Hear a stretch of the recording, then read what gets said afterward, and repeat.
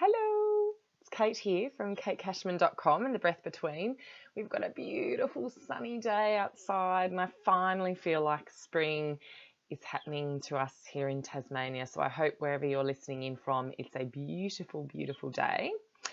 So today and this week's vlog, I really wanted to chat about something that has really begun to help me feel a lot more connected to myself, gives me time out, and allows me to be more mindful every day without even realizing it, without even calling it mindfulness, without even giving it a name in that sense. But it does have a name, and it's hobbies. Now, when I used to think about hobbies, I used to think of it as a bit of a daggy pastime. It's something that you did if you had plenty of time on your hands and had little things that you did for enjoyment. Well, we know now that that's no longer the case. In our modern world, people are picking up activities for themselves that they love, whether it's crocheting, knitting, walking, yoga, gardening. And what people who undertake hobbies for themselves realize is that there are huge, huge, huge benefits. Now, I used to be one of those people, and anyone who follows me knows that I used to be super, super, super busy, and I still have a very full life. But what's different now is that I'm making time for things that I would refer to as hobbies. So my hobbies include all sorts of random things. I love to put together photo books. It's something that allows me to relive my travels. I feel like it's a creative outlet.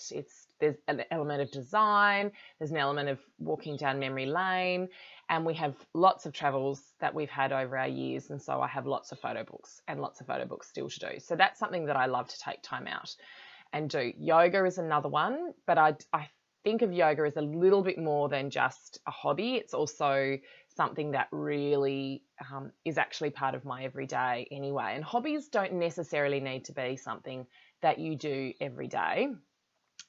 I love to read, and I think reading, even if you do it every day, I suppose you could still consider that a hobby, 5 minutes here, 5 minutes there. But it's also garden design. I'm starting to get really, really interested in garden design, and we're totally renovating and actually knocking down our house, redoing it and redesigning our garden. We've had some beautiful people help us design this beautiful permaculture design. And for me, that's something that is truly relaxing and enjoyable and lots and lots of fun.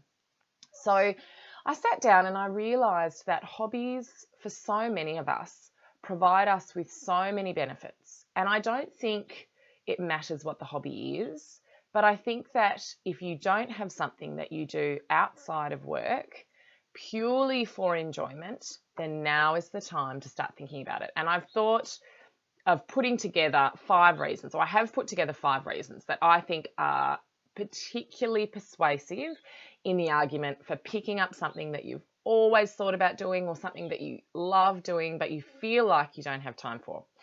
And I think you'll agree that after you've heard them that you'll think it's important too. So the first one is that hobbies bring us happiness and enjoyment. So when I'm immersed in yoga, or when I'm thinking about garden design and sketching, or putting together my photo books of my travels, I'm genuinely really happy. I enjoy doing it. It's not a drag. It's something that I do because I lose the time, and I'm not focused on work. I'm not focused on what it is that I have to do. It's something I'm doing purely for enjoyment. And I think that's really important. Secondly, it actually encourages you to take a break.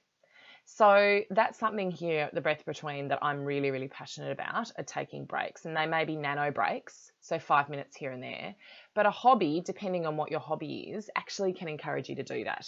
So what I love, and this is probably the type A personality in me coming out and extroverted personality in me coming out, but I think we're all a little bit like this, is we like to feel productive.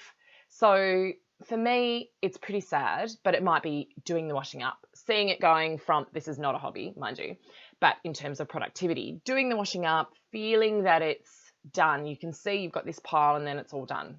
It's actually a visual representation of what I've achieved. With a hobby, I get that same feeling of being productive that I might get with work, but it's productivity that is super, super, super enjoyable and totally unrelated to what I'm doing for work. So I think it's fun, but it's productive, and it takes that focus away from work. What that means is that it also reduces stress. And so, and I would say anxiety as well. So it takes my mind off those things, and it gives my brain something else to focus on. The third reason why I think hobbies are really, really important is that it's a bit of a new challenge, especially if it's something that you've thought about doing and you've never actually done it before, and you're looking into a new hobby. It's a totally new challenge, and it breaks up your everyday. It's a new focus, and a new challenge is something that we tend to rise to. It actually makes us and really elevates our self-esteem, our self-confidence, because we've taken on something new and exciting. I have a really good friend who's just learnt to play the piano in her 30s. So for her, that's a brand new challenge, and it's something that she's so proud of because she's mastered something completely new.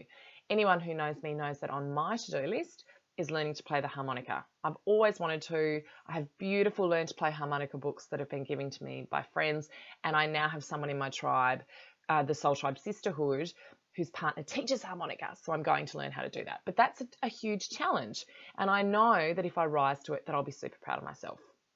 The next reason is meeting new people. So if you are taking up a hobby that actually takes you outside of the home, takes you into groups, it might be swing dancing, it might be going to a new yoga class, it might be learning a new sport. You get to meet a whole new bunch of people. So not only are hobbies great for your mind and your heart, and perhaps for your physicality, but also your emotional and social health and emotional and social energy, because you're meeting new people and it's allowing you to be more social. Now, you may or may not like big groups of people, but for so many of us, we are social creatures. And I think we're all social creatures, whether you're an introvert or an extrovert. And so you can choose who you spend your time with and what you're doing. And if it's a new hobby and a new activity, then meeting new people is a fantastic reason to consider doing it. And it shakes things up a bit, people with mutual interests. And the final reason why I think we all should really seriously consider having a hobby or exploring new hobbies and making time for hobbies is mindfulness. Now, I know that mindfulness is a word that seems to be buzzing around at the moment, and a lot of people use it. But what we're talking about when we're thinking about mindfulness is really just focusing our attention and our mind on one thing, ignoring the chatter, and being present with what it is that we're experiencing, witnessing, seeing, doing, whatever. So by doing a hobby, and I know for me, if I'm doing something with my hands like fiddly, something little, I can't help but be fully immersed in what I'm doing. And that's a practice of mindfulness. When I was writing my thesis in my early days and I was feeling stressed and anxious, I'd go to the gym and I'd do one of those group workout classes, and I'd just about die. I needed to get through it. And I'd get to the end and realize that I had literally not thought about anything else, nothing that I was stressed about. I literally just focused on surviving. So I'd got to the end of the class, and that was a mindfulness activity. So think of those 5 things: happiness and enjoyment, encouraging you to take a break and to de-stress, setting yourself new challenges, meeting new people, and allowing yourself to bring mindfulness into your everyday are all fantastic reasons why a hobby or a new activity or something totally different is something that you should seriously consider. So I am just going to go outside and have a play in the garden. Hopefully you have something that you can do that you would consider a hobby. And if you don't, perhaps it's time to sit down and brainstorm a new one. So lovely to see you and speak to you on this beautiful Saturday. I hope that you're having some time to rest and renew this weekend. And again, I always look forward to slowing down together. Take care. Bye now.